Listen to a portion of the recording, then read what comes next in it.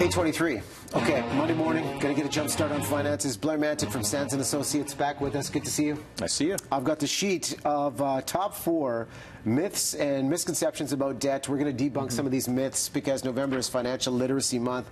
And we were just chatting about this during the break. So number one, when you marry someone, you marry their debt. I consider that a given. Everyone's got different circumstances, but there's a twist. Yeah, this is one that, most people think they know for sure it's true. That, you marry somebody, you've got to look at everything as a couple. You absolutely don't. There's no special value of liability that's created just by being married or common law. If you come into a marriage or a marriage-like relationship and one partner has debt and the other person has a lot of assets, it's usually the worst possible decision for that one partner with assets to just go and pay off all the debt. It's possible for the person with debt to actually deal with it, reduce it, do whatever they need to do, and not have any impact at all on the other person. So for the person in good standing, is the recommendation there remain in good standing? So if you want to go out, buy a house, and do everything, you still have that one that one bread earner, if you will, in good position? Absolutely. The advice is don't be afraid that if one person's got a lot of debt that it's suddenly going to take both of you down if you have to deal with it. One person can deal with their debts without impacting the other person at all. Okay.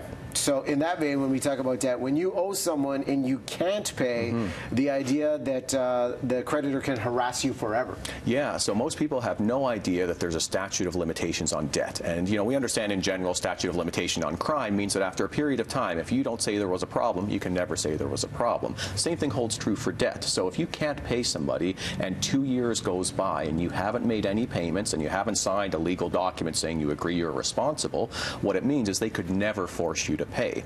So it means they can never go to your employer, they can never seize your assets if 2 years go by. So sometimes the worst thing you can do is if you're just making partial payments, $10 a month, $20 a month, you're just keeping that debt alive for the rest of your life. If you know you can't pay, it's often better to stop payments, and most of the time the 2 years will go by and no one will take any action against you. How common is that for people to just wait out that 2-year period? It depends on your age and your stage in life. If you're 70, 75 years old, this is probably a good option for you to consider because, rebuilding your credit later on in life is not that much of a consideration. If you've also got no income and you really can't pay, it's good to have peace of mind that no one's going to come and seize your assets, throw you in jail or anything like that once the 2 years goes by. Okay, you mentioned credit, so let's talk about credit rating. Yeah. Credit rating, this is the myth, is a great indicator of your financial health. You say not so much. Exactly. We focus on that because sometimes it's the only indicator that's, out there that says whether we're good or bad, but it's true that most things that actually build your credit rating are quite the opposite of what you should be doing for financial health.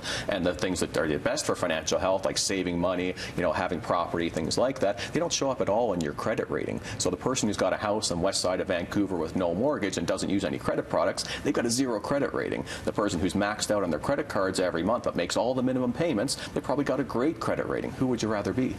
So in the position where you're in a sticky situation and you have to declare bankruptcy, how long does it take you to repair that credit rating? Yeah, most people think it's a life sentence or, it's 7 years plus. It's actually 2 or 3 years. You can go from horrible credit to getting a mortgage in 2 or 3 years, even after a bankruptcy. If you rebuild the right way, you take everything serious, you start with a secured credit card. There's a bunch of steps and we could help you do that. Wow, quick turnaround. Okay, we have time for one more myth. If you owe the government money, you have to pay what they ask for. To me, that's a given. And that's what you would think, right? And if you're in the States, that's absolutely the truth. You can't reduce government debt. In Canada, we can. It's called a consumer proposal, and if you've got a bunch of debt and the government is one of them, or even if the government's your only debt, you can absolutely make a deal with the government. You can freeze all the interest. You can offer them usually a third to half of what you owe in terms of money. Every situation is different, but the takeaway here is you can compromise with the government. What's the key criteria to be eligible for that consumer proposal? You just have to legitimately not be able to pay. So if you were to sell your property and you weren't able to pay off all your debts, you could file a consumer proposal. Okay, more information on the website, sandstrustee.com. Blair's one of many that can help you if you're in the position where you need to get the debt all managed in your portfolio. Blair, thanks so much. Thank you. My pleasure. Appreciate you coming by.